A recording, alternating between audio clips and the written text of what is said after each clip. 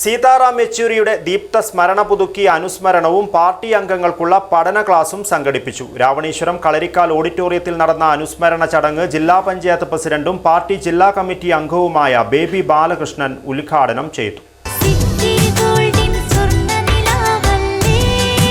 City Gold and Diamonds, Kerala and Karnataka, the glow of purity. പ്രതിഭാശാലിയായ കമ്മ്യൂണിസ്റ്റും CPIM മുൻ general സെക്രട്ടറിയുമായിരുന്ന Sitaram യെച്ചൂരിയുടെ 1ാം ചരമവാർഷിക ദിനം CPIM Ravaneeswaram local കമ്മിറ്റിയുടെ നേതൃത്വത്തിൽ ആചരിച്ചു. പരിപാടിയുടെ ഭാഗമായി അനുസ്മരണ പ്രഭാഷണവും പാർട്ടി അംഗങ്ങൾക്കുള്ള പഠന ക്ലാസ് എന്നിവയും നടന്നു.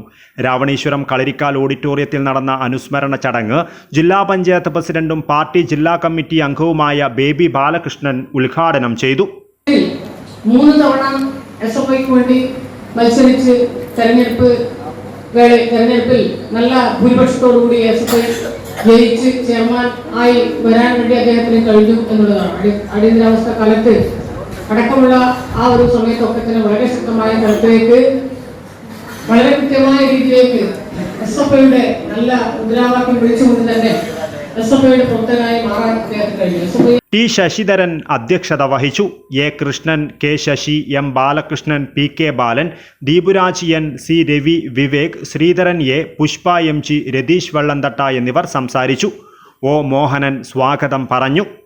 News bureau, Kasaragod.